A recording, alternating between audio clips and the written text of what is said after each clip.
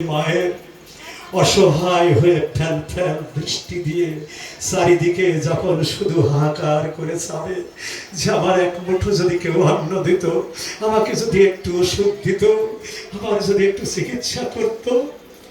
এই মা এমন করতে করতে যদি কোনো সন্তানের কাছ থেকে বিদায় নেয়, আমি আমার বাস্তব অভিজ্ঞতার আলোকে বলছি,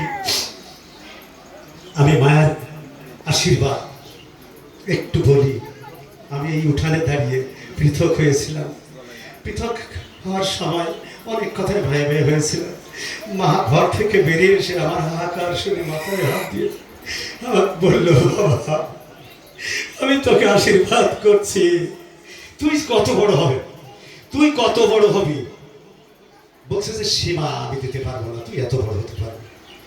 আমি জানি না কথাটি ফলপ্রসূ হয়েছে কিনা, যারা বাস্তব দেখেছিল আর এখন যারা দেখবে, এটা থেকে প্রমাণিত। সুধীজন, মাতৃজন, আমি শ্রদ্ধাশীলা ভক্তিশীলা দেবীর মূরতি সমস্ত মায়েদের দিকে তাকাইলে আমার মনে হয় যে এরা তো সে দেবীর মূরতি, মাতৃমূরতি। কি মায়েদের দরদ হৃদয়ে। এই মাদের কত গান আছে, গানের কলি বলতে গেলে সময়ের অভাব, বলে সবার করা যায় না। তবুও আমি শুধু এইটুকু বলবো যে মা কিছুই চায় না। আমি একটি জীবন্ত দর্শন বলি। ভারতবর্ষে যাবার সময় অনেক জনই মাতাকে জঙ্গলে ফেলে রেখে চলে গেছে, এর প্রমাণ আছে। কিন্তু সেই মাতাগুলি হাহাকার করে কেঁদে কেঁদে বলেছিল যে আমার সন্তানগণ আমাকে ফেলে রেখে যায় যাক, তবে ওরা যেখানেই যাক আমি আমার সুখ চাই না। তারা যেন সুখে থাকতে পারে, তারা যেন সুখে থাকতে পারে।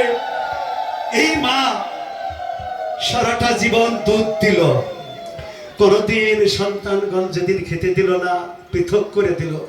মা একা একা ভিক্ষা করেও খায়, চোখে আমরা দেখতে পাই। এই মা সন্তানের ঘরে ঘরে গিয়ে বলে, তোর ঘরে কি ভাত রান্না হয়েছে, চাল কি পেয়েছিস আজকে? অথচ ওই মাকে খেতে দেয় না হয়েছে, এবার ঘরে গিয়ে না খেয়ে কাটাচ্ছে। অথচ এই মা সন্তানের বাড়িতে যে জিজ্ঞাসা করে, তোর বাড়িতে কি চাল ডাল আজকে আছে, খেতে পারবি? তোরা যদি আজকে না খেয়ে থাকিস, না জানি কত কষ্ট করবি। এই মাকে ব্যথা দিয়া, কষ্ট দিয়া কর্মফল পোহাতে হবে, মাফ হবে না, রেহাই কাহারও হবে না। বিশাল একটি কথা, মার্মিক কথা বলি, কর্মফল। যেমনটি কর্ম করবে তেমনটি পাবে। আমি তোমাকে 500 টাকা দিব, তুমি নিশ্চয়ই আর একদিন আমাকে 500 টাকা দিবে। এটাই হলো প্রতিদান। ভগবানের জন্য যদি কিছু করি, ভগবান আমার জন্য কিছু ফিরিয়ে দেবে। তাই যা দেব ভগবান তাই আমাদের দেবে। মাকে যাই দেব তাই দেব, পিতাকে যা দেবো তাই দেবে, সমাজের মানুষকে যা দেবো আমরা তাই পাবো। সুধীজন, মাতৃমণ্ডলী, সবাই আমি আর দীর্ঘায়ু করবো না। তবে শুধু আবারও এইভাবে ঘোষণা দিতে চাই যে মা সারাটি জীবন দুধ দিল, পৃথক হওয়ার পরে রেগেও তো বলতে পারতো যে আমি যে দুধটুকু দিয়েছি, তুই আমার এই দুধটুকুর দামটুকু দে। আমি 4-5 বছর ধরে দুধ দিয়েছিলাম, ওই দুধের দামটুকু দে।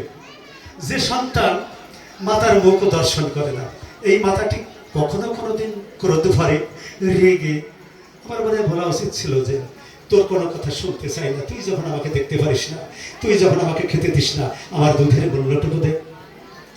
এরও একটি গান আছে, মা কখনো কোনোদিন দুধের মূল্যও চাইলে। যে সন্তানকে করে পিঠে করে কিভাবে রোদ, বৃষ্টি, ঝড়, শীত, গ্রীষ্ম কোনো কিছুই মনে করেনি যে মা কাপড় ভিজে গেছে, লেপ কাঁথা ভিজে গেছে, পরে আর কাপড় নাই।